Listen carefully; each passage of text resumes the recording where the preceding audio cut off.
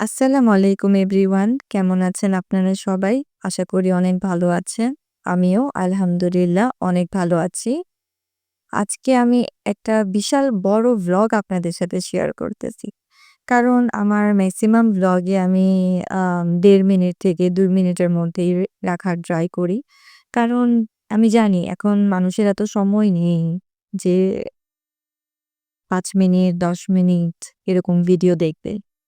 কিন্তু এই ভিডিওটা আমি এডিট করার সময় যখন বসলাম, আমি কোনোভাবেই সিন কাটতে পারতেছিলাম না, শর্ট করতে পারতেছিলাম না ভিডিও। তাই ভাবলাম আজকে আমি একটা লং ভিডিওই শেয়ার করি আপনাদের সাথে। আমার ইদানিং আম ট্র্যাডিশনাল রান্নাগুলা রান্না করতে খুব ভালো লাগে। আমি নিজ থেকেই এখন মানে আম্মুকে বলি যে, "আজকের রান্নাটা আমি করি।" যদিও আম্মু প্রতিবারের মতোই আমাকে সবকিছু রেডি করে দেয়। পেঁয়াজ কাটা থেকে নিয়ে শুরু করে সবকিছু আম্মু করে দেয়। ইভেন আম্মু আমার সাথে, সাথেই থাকে। আমি শুধু একটার পর একটা দিয়ে রান্না করতে থাকি। তো আপনারা কি মনে করছেন? আমি কি রান্না করছি বলবেন আমাকে কমেন্টে। ঠিক আছে? তো আমি রান্না করছি আজকে ফার্স্ট টাইম মোরগ পোলাও। এভাবে আ মুরগির বিরিয়ানিটা করা হয় চিকেন বিরিয়ানি। বাট চিকেন মোরগ পোলাওটা আমরা বাসায় কখনো ট্রাই করিনি। রান্না করতে পারে আমার আম্মু। তারপরও মানে কখনো রান্না হয়নি। যাই হোক আজকে আমি ভাবলাম যেহেতু ফ্রাইডে, ফ্রাইডে মানেই আমার একদম ধুমধারাক্কা খাবার লাগবে। বিয়েবাড়ির মতো। অ্যান্ড আমি আজকের আমার মেনুটা একদম বিয়েবাড়ির মতোই রাখছি।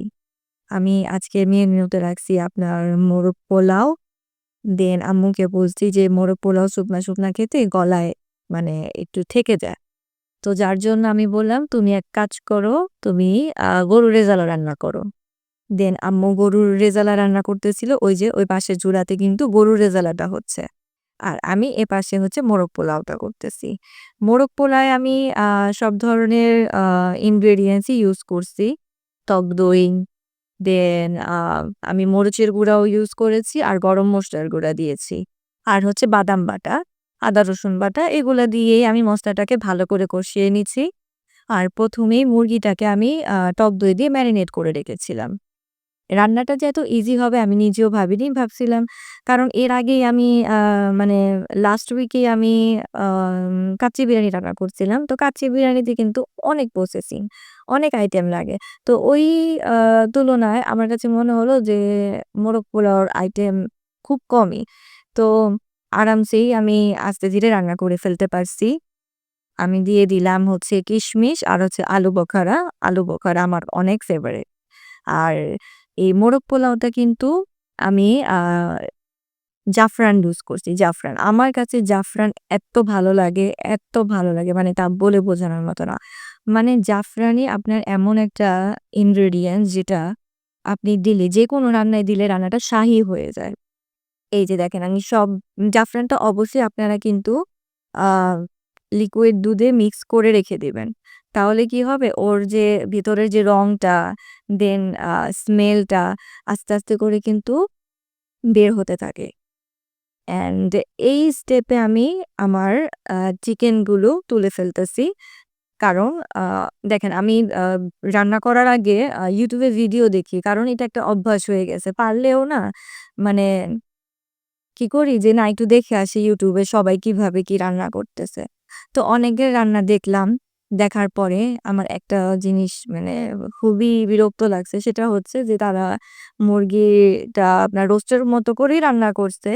দেন আবার আলাদা করে পোলাও রান্না করছে। যেটা আমার একদমই ভালো লাগেনি। আর আমার আম্মু এভাবে কখনো রান্না করে না। এই যে আমি কিন্তু মাংসগুলো তুলে নিছি। দেন চালগুলো ওই গ্রেভিটার মধ্যে দিয়ে দিয়েছি আর গরম পানিগুলো দিয়ে দিলাম। দেখেন রান্নাটাকে আমরা যত ইজিলি ভাবে নিবো আমার কাছে মনে হয় তত ভালো। মানে অনেকে আছে আমরা আছি যারা ভয় পাই ট্র্যাডিশনাল খাবার রান্না করতে। অনেক ভেজাল এই সেই। ভেজাল আছে ঠিক আছে রান্নায়। ভেজাল থাকবেই। কিন্তু কাজটাকে আমাদের সহজ করে নিতে হবে। যেটা আমার আম্মু আমাকে অলওয়েজ শিখাইছে। সো আমিও অলওয়েজ কাজটাকে সহজ করে নিতেই পছন্দ করি। এত ভেজালে না গিয়ে আপনারা গ্রেভির মধ্যে চাল দিয়ে দিবেন।